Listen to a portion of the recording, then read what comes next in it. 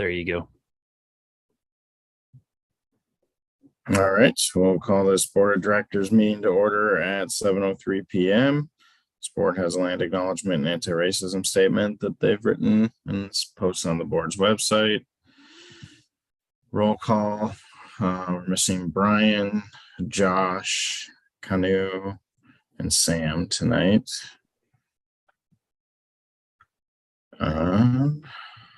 Move into adoption of the agenda. So I think there's a couple changes quick to make. Gonna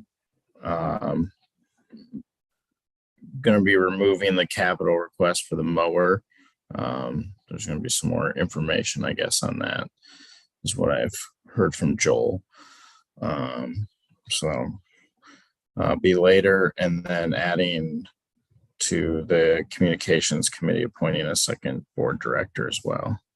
So I'll move that we remove 5B and add 5A1 to appointing communication, second board member to communications committee. Second.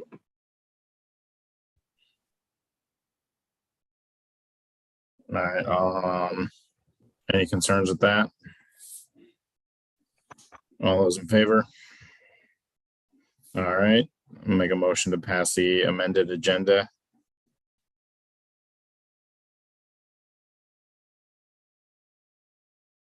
Do you have a second? I second it. All right. All those in favor of adopting the amended agenda? All right. Move to announcements. Do we have any announcements? I think Joanne has some. You're on mute though. I have a project update to share. The Barn 7 foundation removal. The foundation is about 3/4 of the way removed, and the remainder will be finished next week. Grading has been completed, and hydroseeding or grading will be completed after all the foundation is removed, and then the hydroseeding will be placed. Very exciting news that the 8th hole bridge was set today. Backfill grading and installation of a guardrail will be completed over the next week. Asphalt surfacing will be placed the beginning of October, and the bridge will have to remain closed until the asphalt surfacing is in place. The road and drainage NOA project, that's about 95% complete. And this next week, asphalt repairs will be occurring. Then minor cleanup will be finished the beginning of October, and that will close out this project. For the 2022 roads project, Cascade Lane and Green Hill are now complete. Spring Road is complete except for installation of that treatment vault. And that is still expected in November. I'd like to remind everyone that the installation of that vault is minor and will not create a conflict with the Lake Whatcom watershed window, as disturbance of soil will be less than 500 square feet.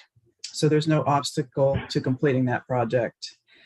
The clubhouse kitchen repairs are still underway and expected to be complete at the beginning of October. And the kitchen equipment will start to be installed again next week, so it will begin to look like a kitchen again. The Welcome Center open house has been scheduled for October the 1st, and the deck replacement project will be completed mid next week, well in advance of that open house. So that's an update on the various projects. I wanted also to bring something different to the board's attention. This is an issue that has come up several times in the past couple of weeks.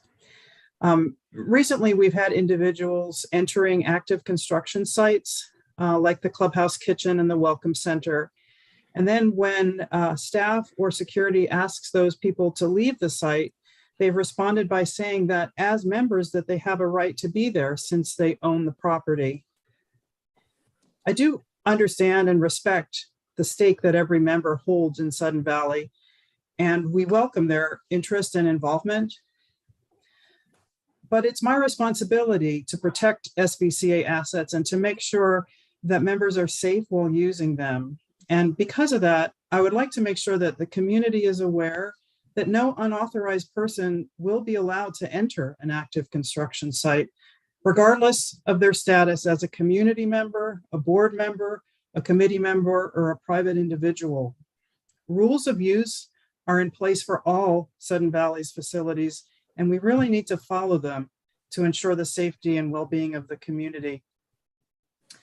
I would like the opportunity to work with the Document Review Committee to review the current policies that are in place around this issue, with the goal of ensuring that the policies are clear and appropriate and that they reflect the direction of the board. Thank you.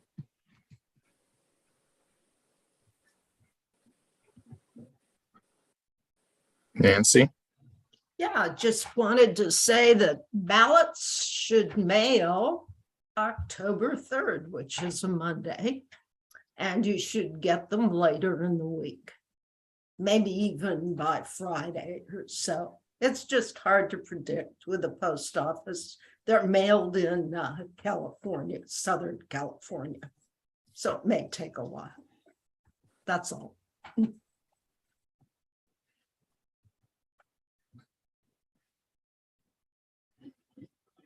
Any other announcements?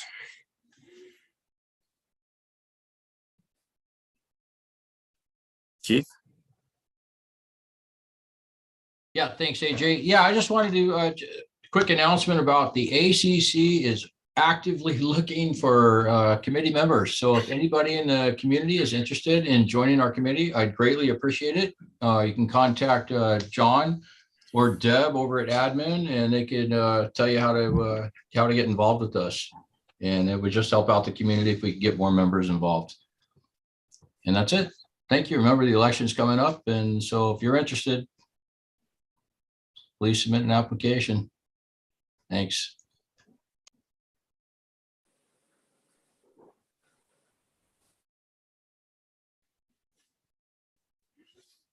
Anything else?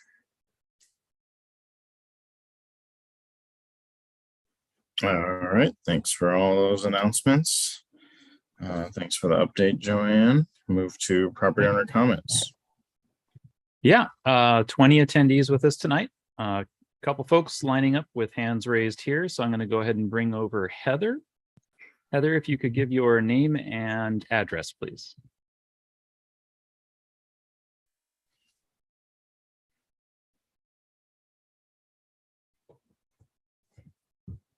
Sorry, Heather, you may need to unmute. Or perhaps All right. Yeah, I think I got it. I think I got it. Can you hear me now? Yeah. We sure can. Awesome. Thank you. Okay. Heather Goodman, 19 Clear Lake Court. My questions, I'm just going to ask them and then you can answer them as you see fit. They're surrounding Epic in the transfer fee. I wanted to make sure that the board was aware that people are being told they are not on the list of eligible people for refunds. It is our understanding, or my understanding, that that list has come from Sudden Valley. So I think there is some reconciliation that needs to occur there. Are you also aware that people who have submitted electronically via the portal and getting confirmations are not showing up in Epic's end for a week or longer or at all? So I think that is an issue that needs to be remedied. I'm curious as to, given the extreme cost to Epic to run this return of money, why we didn't actually just do this in-house. It seems that that would have been more efficient given the struggles that folks are going through.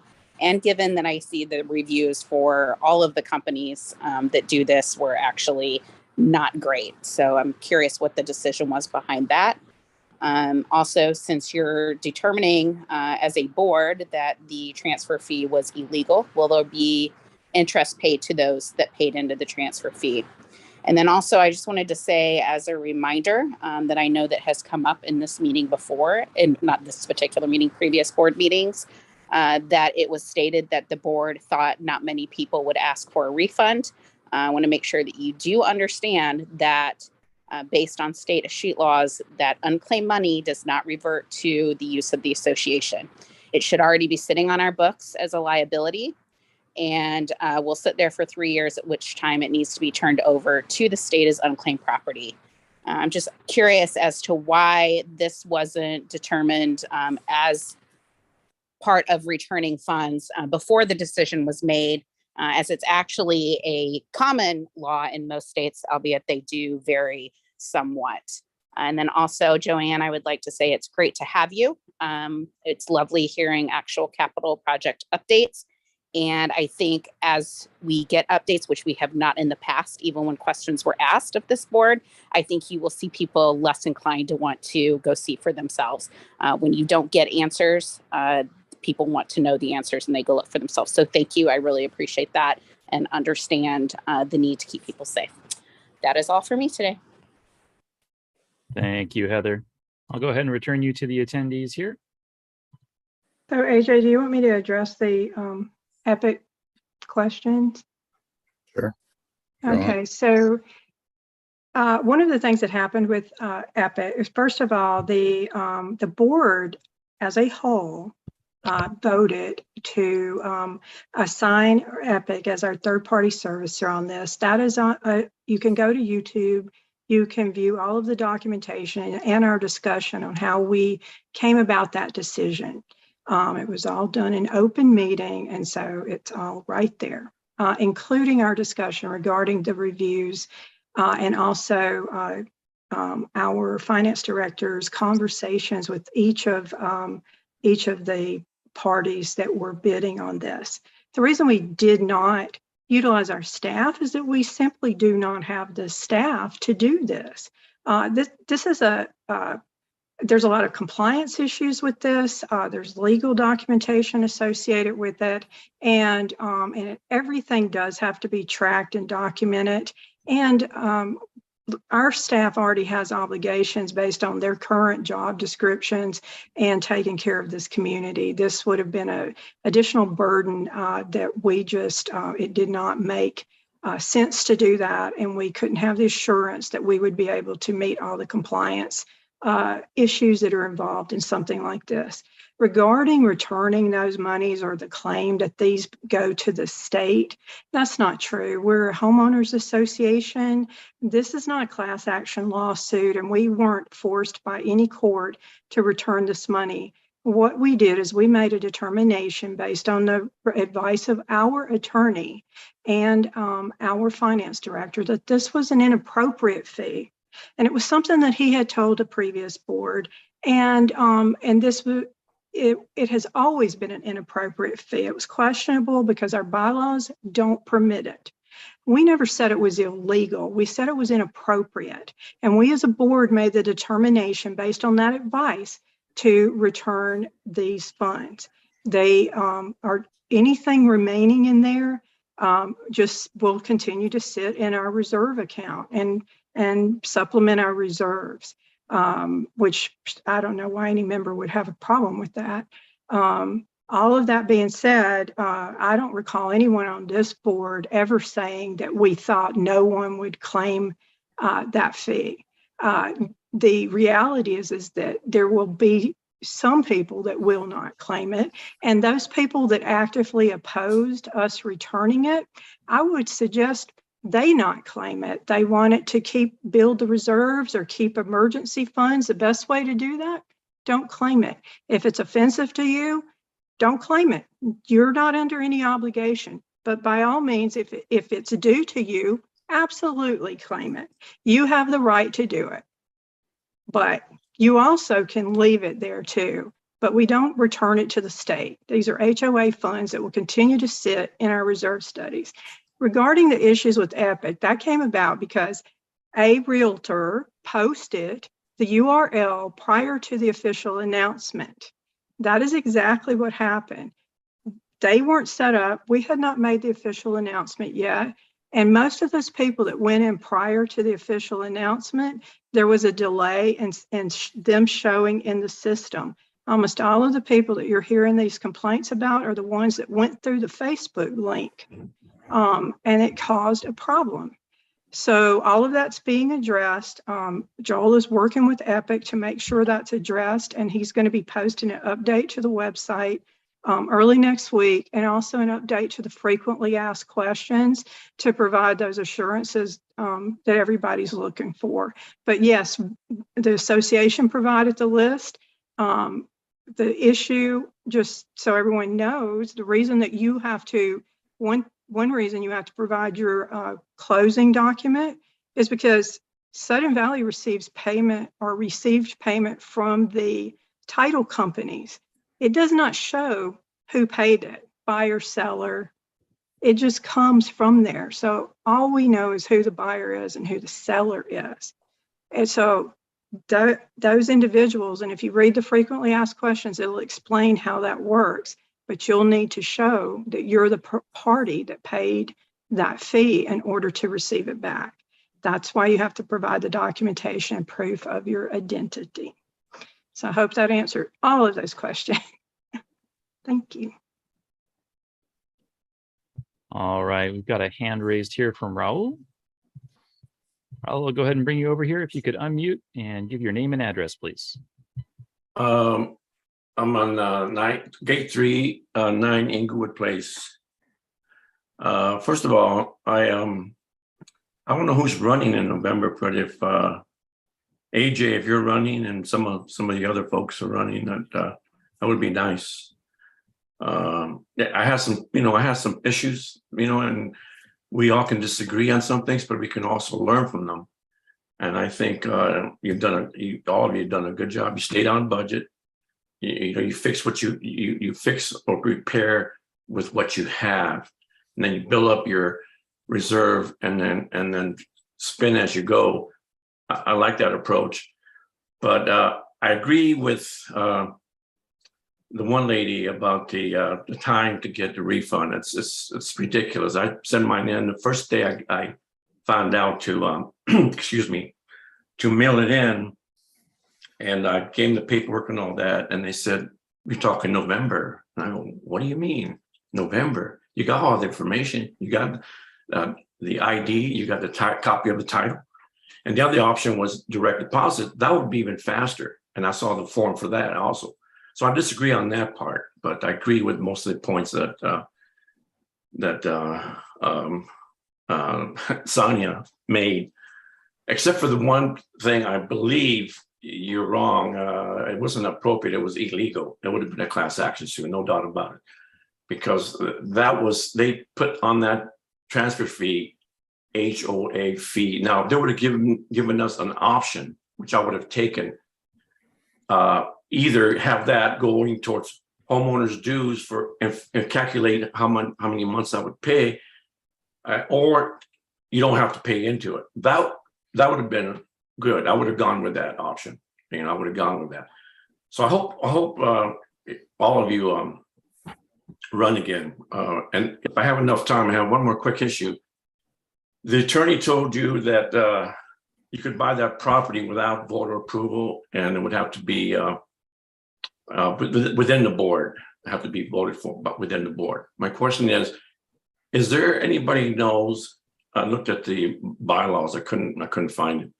What the limit is on that? No, hypothetical situation. If a new board comes in, which it could, like Leslie Roberts, Brown, and those folks, they come in again, and they say, "You know what? We need a new Red Barn. We need a new building. And it's going to cost roughly $12 million."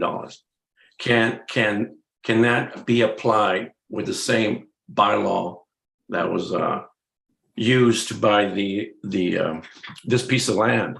And I couldn't find that. So if that's the case, that's a bit troubling, because that should go before the community members to vote on that, either to pass it or not for that kind of money. So I didn't find a limit. So if you can answer, if anybody can tell me what the limit is on that, I'd appreciate it. That's it. Thank you, Raul. I'll go ahead and return you to the attendees here. I'll respond. Sure. Okay. So first of all, hi, Raul. And AJ is running for the board, and so is Nancy Alionak, and so is Morgan Libby. So vote for your incumbents. And vote for Sandy Mitchell, even though she doesn't want you to. Incumbents. But that being said, regarding your question, so the only time that a board could do something like that is if we can prove that the loan is not going to impact dues in any way, that it cannot increase dues.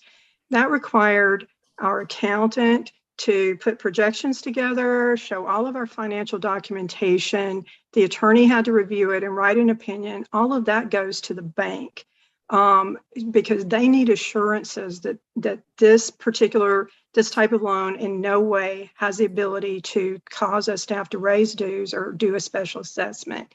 So the thing that you're talking about where you may need a multi-million-dollar loan, like a $12 million new building or something, that would require raising dues or special assessment. And that would require a vote of the membership. Anything that impacts your dues requires a vote of the membership. That's always the bottom line. So if you're unsure if it's going to cause your dues to go up and it's going to impact you in any way like that, it requires a vote of the membership. I hope that answers your question. All right. We've got Carla up next. Carla, I'll go ahead and bring you on over here. You could give your name and address, please. Carla Ward, 201 Harborview Drive. I just had a question about committee membership.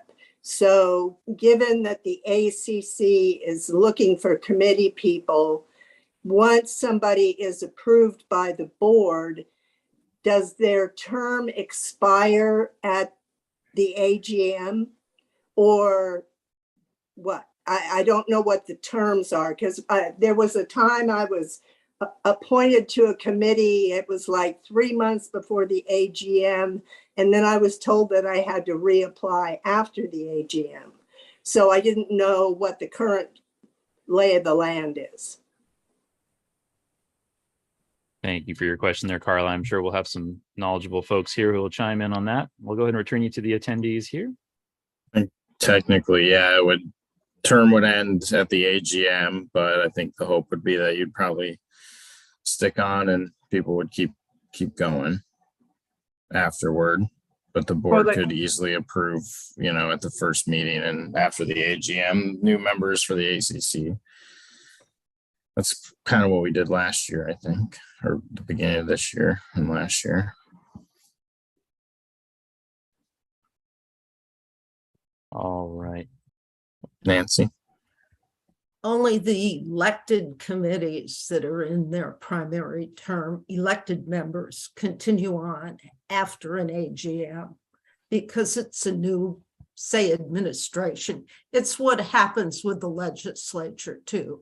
Any bills that weren't passed, they all, and the committees themselves all fall out and are reorganized and repopulated at the start of a new administration or term. It's the way it is. Okay, anybody else for property owners' comments? So, straight to the front of the line here. We've got Linda. Linda, if I could have your name and address, please. Can you hear me? Yep, we can hear you. Okay, Linda Bradley, 5 Wisteria Lane. I have three different issues I'd like addressed for 3 different people. One, Nancy, Sonia, and Joanne.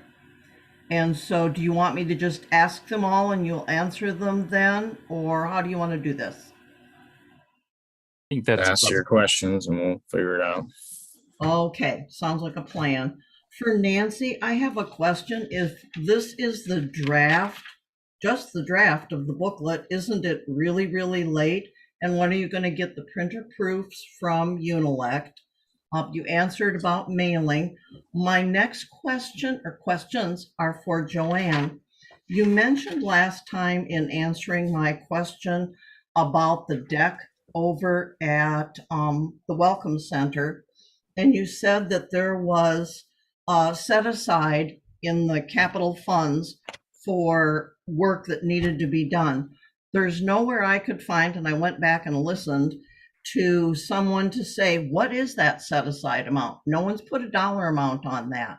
Also, our policies of the association say anything that has a life expectancy of over 5 years and a value of over $2,500 is a capital project. And in theory, the monies that you're going to use for anything to do with that comes from capital. So shouldn't that have been a capital request?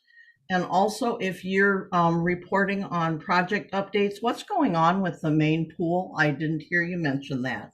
And last but not least, we've got no July financials.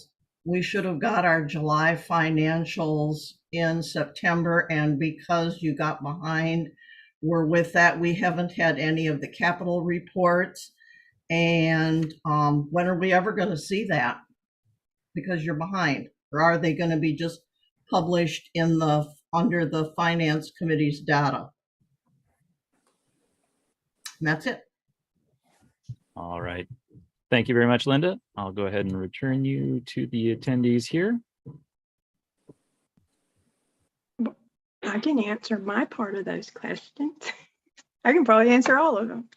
So last year, because AJ and I actually assisted Linda in putting this packet together, I can tell you that the proof was not done until September 23rd. So we're one day early over last year. And then regarding the funds, the reason they're not capital requests is because the board already approved those.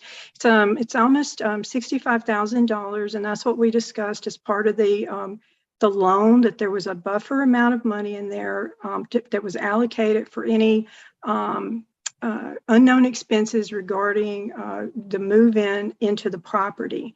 And so that particular thing, there was recommendation in the inspection report. There were repairs that were recommended. All of those were completed by the seller. There were recommendations on just doing, like, potentially doing some replacing some joist and everything in the future that were on there. It was documented. Joanne had them looked at. She made the determination that it was better to go ahead and do it up front rather than moving in. Joel said, yes, it does fall under those unexpected move-in cost and expenses. And so it was not, a capital request was not needed because it's coming out of that approximately $65,000. And then regarding the pool, what's going on is that the grate, there's some leakage around it. And so once the pool season was over, like, I don't know, had a sandblast or something and seal it and put it back. I don't know, Joanne might have more details, but that's what's going on. And then they're prepping it for winter. So there you go.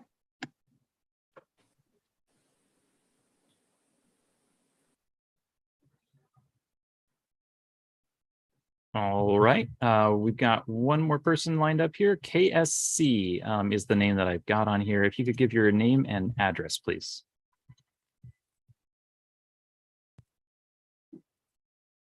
Okay, Christy Smith, 53 Louise View Drive. My question actually relates to the events, and I would kind of like the truth or the reality of what is going on versus getting, out of 15 emails I've sent in the past 7 months, getting 3 replies and being given 3 different reasons. Now, initially back in March, it started because the board tabled all events, and I got together with the group. There's about 6 of us that are Sudden Valley small business owners and had wanted to put on a spring fling and rent the facility. And so when I emailed to find out about, renting it, would there be additional fee for tables and chairs?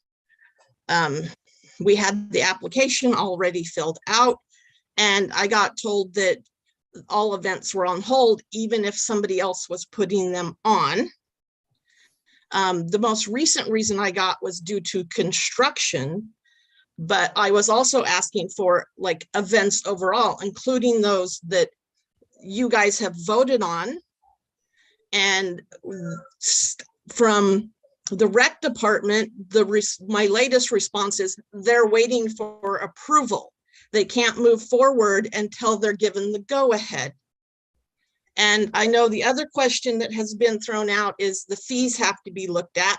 The board of directors votes on the fee schedule every year. That was voted on and passed in February. So those fees are set for 2022. The other concern that was brought up was liability. But if you read the current rental agreement, it has that all in there and includes that additional liability insurance may be required. But I never even got that far concerning the rental I wanted. And I know other people who have tried to rent the facilities or tried to put on events, and we keep hitting roadblocks. And it's really a shame because last year it was looking so awesome because some of our events were finally starting to come back. Groups were finally starting to want to put on the events. We're recovering from COVID. A lot of your small businesses, entrepreneurs who do the vending, we didn't have PP bailout funds to help us cover during the closure of activities. So bringing those things back was very important. And moving my event to another community would have been pointless because the point of the event that I had planned back in the spring was to highlight our Sudden Valley businesses and entrepreneurs. So that's all I have. All right. Thank you, Christy. I'll go ahead and return you to the attendees here. Thank you, Christy. I'll respond to those questions if I may. You're absolutely right regarding the primary reasons why events are not being approved right now to be held in the dance barn. There are two major things. One is the construction that's going on and the unexpected nature of trucks coming through there and when exactly it would happen. So that was a concern for us currently and for the last month or two. And also the insurance requirements are under review for the private rental of those facilities. We want to make sure that we understand what scope of insurance is required and what sort of what types of events require that coverage. We don't want to simply make a blanket decision about some set amount of liability coverage that would be appropriate for all events if it means that some events couldn't be held there that really don't require it. So I'm sorry that the event that you planned could not be accommodated, but we do want to do it compliantly and with some consideration. And those are the issues that are being considered.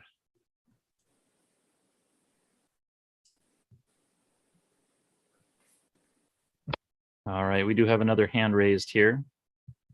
This is listed just as CPC Zoom 2. So if you could give your name and address, please.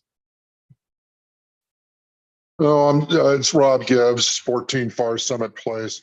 I'm sorry, it seems like Zoom has a nuance that the last time you logged in under something, different organization, that's what it shows you at. So, but it is Rob Gibbs. How's everybody doing today?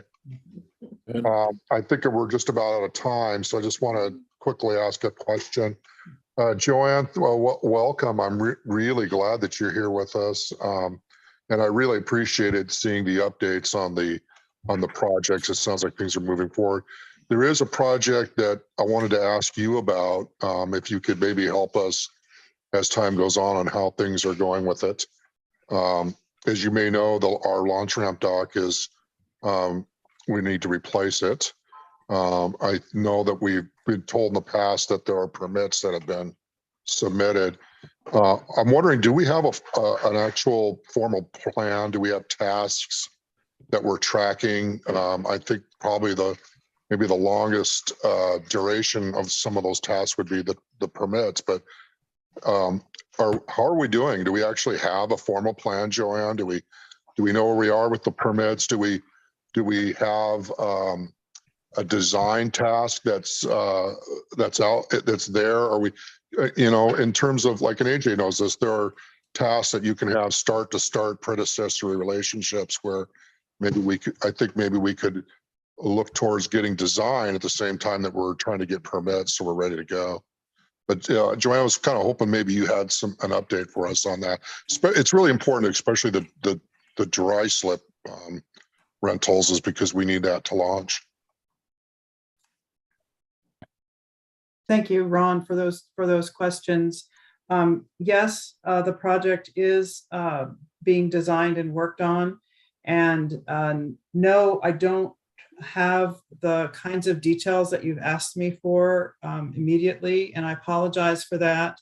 My focus has been on the currently the current capital projects to be sure that I understand what's going on with those and can report. Projects that are in the works, I am not as up to date on and will be getting up to date. So I can share more information with the community as appropriate. I will make a point to get answers to your questions, but do know that the project is in the design phase and is on the docket. Thank you, Joanne. Have you had a chance to go down and look at the situation down there? I have. I've toured the marina several times and also looked at some of the outstanding issues regarding slip rentals and other things there. So I am familiar, getting familiar with that situation. Thank you, Joanne. I appreciate your response. I look forward to seeing an update. Really what I'd like to do is, and the marina tenants have kind of gather together down there from time to time, where, let's say, we would have said we would really like to see what the formal plan is. So if you could share that with us, we would greatly appreciate it. Will do. Thank you. Thank you. Have a wonderful evening. Thanks, Rob. Have a great Thanks, evening. John. All right, that looks like all the hands for tonight. I think we're Night. pretty much out of time. Okay. I want to say one thing because I forgot to answer. I actually answered because I'm the treasurer and I was dealing with the finances, and I meant to answer Linda that one question I forgot. So the finances, because Joel just reported the finances just 2 or 3 weeks ago, and he had tonight off, and this was pre-planned from almost a year ago that he would not be working today. He is scheduled to present the finances at the next board meeting. So I'm sorry, I forgot to answer that part. Thank you.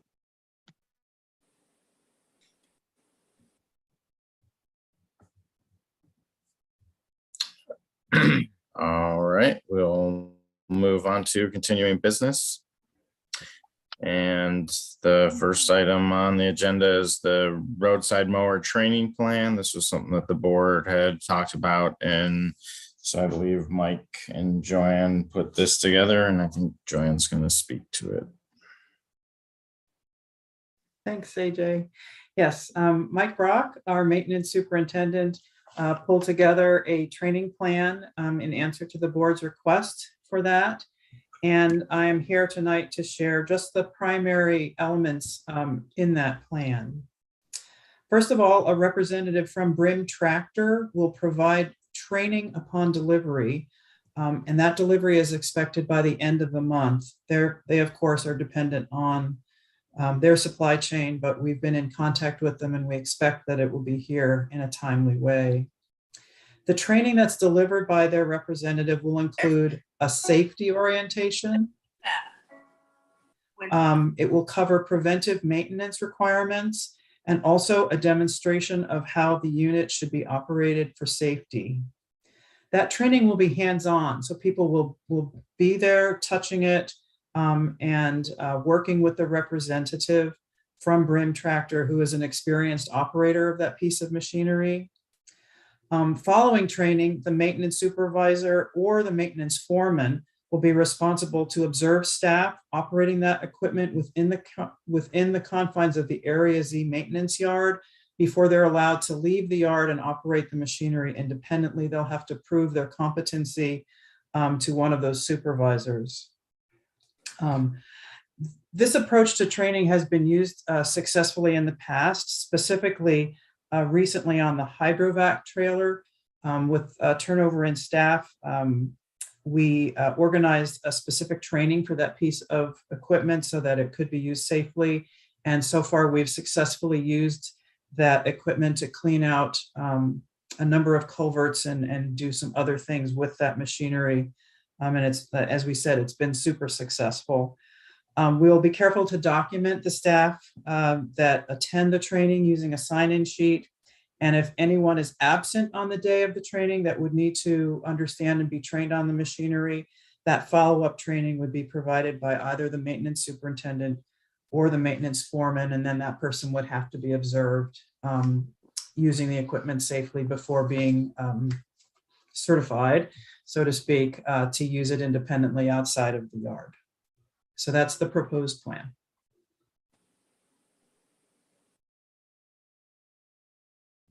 Does anybody have any questions or concerns?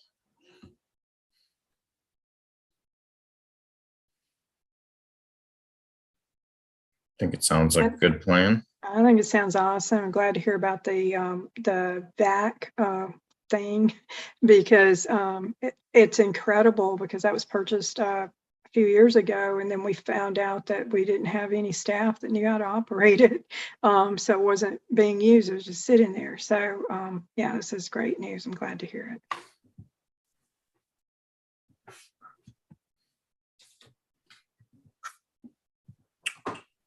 All right, we'll move on to approval of the AGM booklet. Thank you, Joanne. I believe that was sent over a little bit ago. At this point, I guess I'll just ask if anyone has any questions or concerns about what was sent over.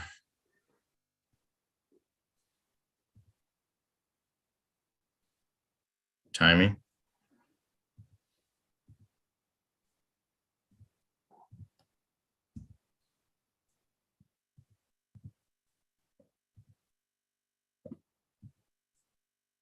Sorry, it's giving me a hard time unmuting. My only concern is I didn't get that until an hour before the meeting. I didn't see it until literally 4 minutes before we started. So I'm just not going to vote on it tonight, because I don't think 4 minutes is enough to go through it and make sure. So that's just my comment on that. So just so you know, this is just really, there's no changes to this other than, there's no changes except that we had to add the tables that were related to the reserve study and the dates of the reserve study. So those are the changes that were made on there. There weren't, you actually saw, the board saw this and did a pre-approval of the whole packet. This is just a final version, because the other one, if you recall, it had some yellow highlights. Those are the things that Joel needed to get from the reserve studies specials, and we did not have them until last night. And then I had to get them and add them in there into that document. So that was the delay. But there was no changes from the time we did the initial approval, except those dates. Just says, it has the reserve study date, and then has a table in there that is added. That's it. Yeah, I still didn't get to look at it, so I'm just going to abstain tonight. Just I don't think 4 minutes is fair. Just, I mean, that could be true, but I need to look at it myself, because I don't think I've looked at things or had enough time to look at things in the past, and I might have done things differently. So just for my own comfort zone, I'm just not going to stay out of the vote tonight. Okay.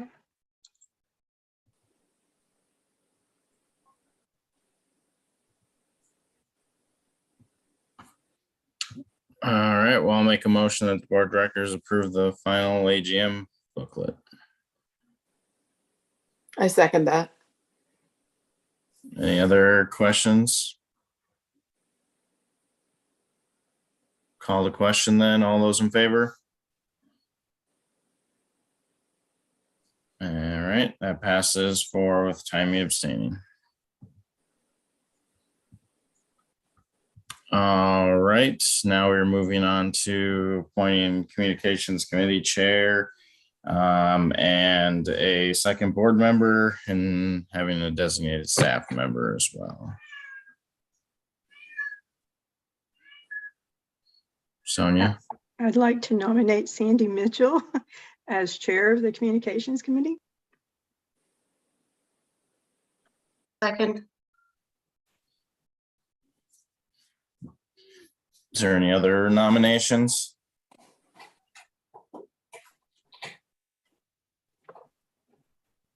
All right, hearing none, that would make Sandy the chair of the communications committee. Appreciate you taking on that task, Sandy. Do we have any nominations for a second board director?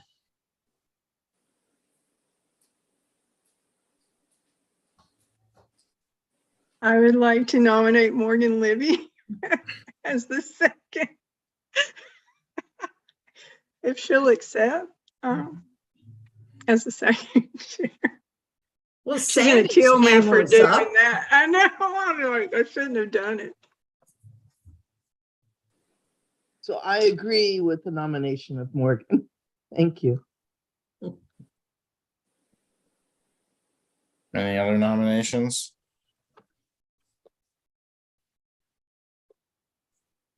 All right, hearing none, we'll have Morgan be the second board member. Thank you for stepping up for that, Morgan. And She didn't then, accept yet. I accept the nomination. Thank you. Okay. Thank you. I think we've talked with Joanne, and I think Joanne was going to be a staff member that's going to help support the committee with some of the upcoming tasks that it has related to the AGM and things of that nature. So because of the way the bylaws and the charter are written, we still have to make the motion to appoint a member. So it still has to be a motion.